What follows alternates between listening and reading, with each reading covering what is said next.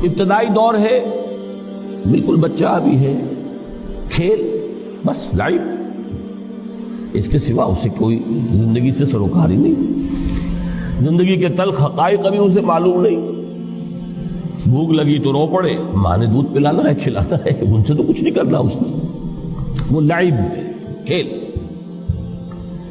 لیکن تھوڑا سا آگے چلتے ہیں، ٹین ایجر سٹیج میں جب داخل ہوتا ہے آدمی تو اب وہ نرا کھیل، معصومانہ کھیل نہیں رہتا، اس میں تلذذ، سینشول گریٹیفیکیشن کا عنصر شامل ہو جاتا ہے۔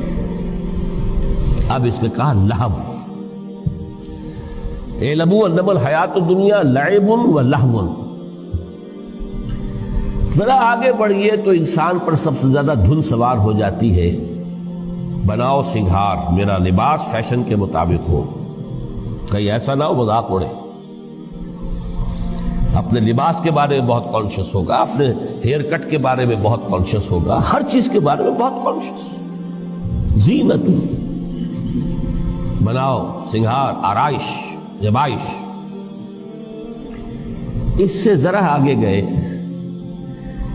تکاثر فی الاموال والاولاد تفاخر بینکم۔ یہ سمجھیے کہ تقریباً 30 برس کی عمر جب انسان کی ہوتی ہے، اب فخر، تفاخر، یا دولت پر فخر ہوگا، یا نسب پر فخر ہوگا، یا اپنی کسی سیاسی حیثیت پر فخر ہوگا، اپنی چودراہٹ پر فخر ہوگا۔ تفاخر بینکم، جس میں جان میں چونکہ توانائی ہوتی ہے، قوت ہوتی ہے، لیکن اس کے بعد جب عمر ڈھلی بڑا ریئلسٹک ہو جاتا ہے انسان۔ پھر یہ جو چوتھی سٹیج تھی، اس میں تو یہ کہ مونچھ نیچی نہ ہو، چاہے سب کچھ میں اپنا خرچ کر دوں، داؤں پہ لگا دوں، لیکن مونچھ نیچی نہیں ہوگی۔ آخری سٹیج وہ ہوتی ہے کہ پھر ہوکا لگ جاتا ہے آدمی کو، تکاثر فی الاموال والاولاد، مال اور اولاد کی کثرت کثرت کثرت۔ اب یہ ہوتا ہے کہ مونچھ نیچی کیا، مونڈ بھی دی جائے تو کوئی حرج نہیں، مال آنا چاہیے، ویری ریئلسٹک۔ اور اسی حال میں انسان ہوتا ہے، آخری پارے کی صورت میں پھر اس میں ایڈ کر کے اس کے اوپر مہر لگا دی، الہاکم التکاثر حتی زرتم المقابر۔ یہ تکاثر جو ہے پیچھا نہیں چھوڑتا۔ اتنی دولت بھی ہے کہ آپ کی 10 نسلیں کھا سکے اطمینان سے بیٹھ کر، تب بھی صبر نہیں ہوتا۔ بڑے میاں کی ٹانگیں جو ہیں وہ قبر میں لٹکی ہوئی ہیں، لیکن تکاثر جو ہے، تکاثر مال، وہ پیچھا نہیں چھوڑتا۔ حتی زرتم المقابر، یہاں تک کہ قبر تک جاؤ، قبر میں اتار دیا جائے، جب تک ٹانگیں صرف لٹکی ہوئی ہیں اس وقت تک نہیں۔ اس کے بعد تشبیہ دی ہے کہ یہ حیات دنیاوی کا جو ایک سائیکل ہے، اعلموا انما الحیات الدنیا لعب و لہو و زینت و تفاخر بینکم و تکاثر فی الاموال والاولاد۔ اب اس کو کمپیئر کیا ہے پلانٹ کنگڈم میں جو سائیکل چل رہا ہے۔ یہ ہمارا سائیکل ہے 60-70 برس کا، بچہ پیدا ہوا، خوشیاں منائی گئی، پھر وہ لڑکپن سے، پھر ٹین ایجر سٹیج سے، پھر جوانی ہے، پھر ادھیڑ عمر ہے، اور پھر بڑھاپا ہے، اور پھر قبر میں اتارا جانا ہے۔ لیکن یہ کہ پلانٹ کنگڈم میں سائیکل چلتی ہے، کمثل غیث اعجب الکفار نباتہ ثم یہیج فتراہ مصفرا ثم یکون حطاما۔ یہ 4 سٹیج ہیں۔ جیسے بارش برستی ہے تو سبزہ نمودار ہوتا ہے، اور کاشتکار کو بڑا اچھا لگتا ہے، اس نے بیج بویا تھا، اس نے محنت کی تھی، اس نے ہل چلایا تھا، اعجب الکفار نباتہ، اس کو بہت اچھا لگتا ہے، دل باغ باغ ہو جاتا ہے۔ جیسے آپ کے یہاں بیٹا ہوا، پوتا ہوا، خوشیاں مناتے ہیں آپ۔ کمثل غیث اعجب الکفار نباتہ ثم یہیج، پھر وہ فصل اپنی پوری قوت کو پہنچتی، فصل لہرا رہی ہے، فتراہ مصفرا، پھر وہ زرد ہو جاتی ہے، وہ ہریاول اب ختم ہوئی، اب فصل پک گئی ہے، اب وہ زردی پر آ گئی ہے۔ ثم یکون حطاما، پھر وقت آتا ہے، اگر وہ خضرو گھاس ہے تو پھر وہ چورا چورا ہو کر پھر وہ مٹی میں مل جاتی ہے، اور اگر فصل ہے تو کھیتی کٹ گئی، اس کے بعد کیا رہ گیا؟ اب وہ چورا ہی رہ جاتا ہے باقی۔ یہ لائف کا سائیکل چل رہا ہے، 3 مہینے کا ہو، 4 مہینے کا ہو، یہ ہے پلانٹ کنگڈم کا، وہ ہے سائیکل انسانی زندگی کی۔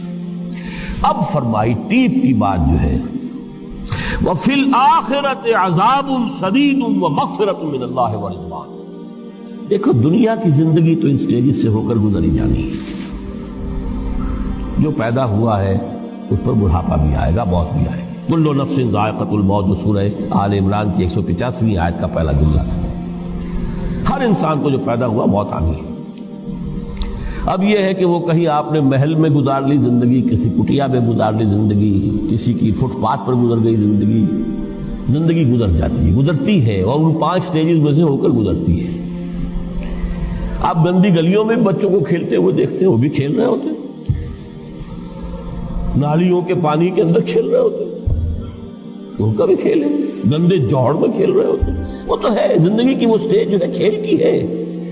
کسی کے پاس بڑے قیمتی کھلونے ہیں، ان سے کھیل رہا ہے، کوئی اس طرح گلی ڈنڈا کھیل رہا ہے یا کچھ اور کھیل رہا ہے، لیکن وہ 5 سٹیجز تو آئیں گی۔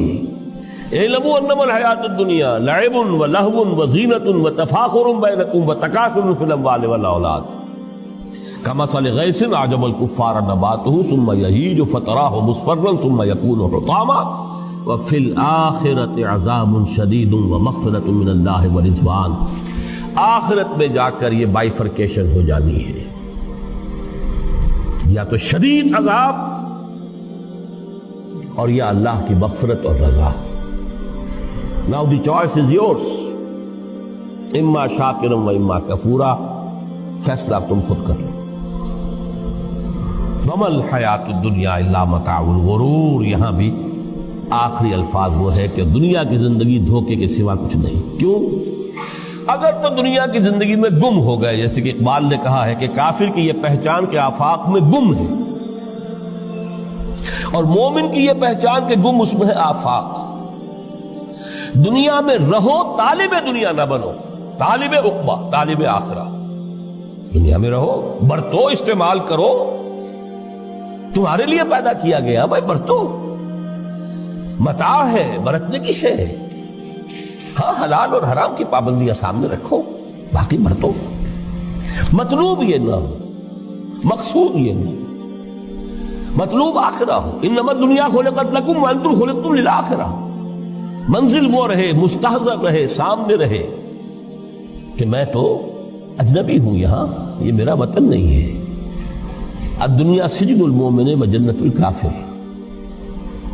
جیسے کسی پرندے کو کسی پنجرے میں بند کر دیا گیا ہو، اس طرح ہمیں اس دنیا میں بھیج دیا گیا، اللہ کی مرضی ہم نے بھیجا ہے۔ جب تک وہ چاہتا ہم رہیں گے یہاں، لیکن ہمارا دل یہاں نہیں لگے گا۔ بازار سے گزرا ہوں، خریدار نہیں ہوں، طالب دنیا نہ، تب تو یہ کوئی دھوکے کا سودا نہیں، پتن نہیں، بالکل نہیں۔ ٹر جا پاویں مکھ پر تاکے ویکھتے سہی، ٹر جا پاویں مکھ پر تاکے ویکھتے سہی، ہس کے تک یا پوری پا کے ویکھتے سہی، ہس کے تک یا پوری پا کے ویکھتے سہی۔ وریاں دی پہچان دا کچھ تے مان روے، اپنا جان کے پردہ پا کے ویکھتے سہی۔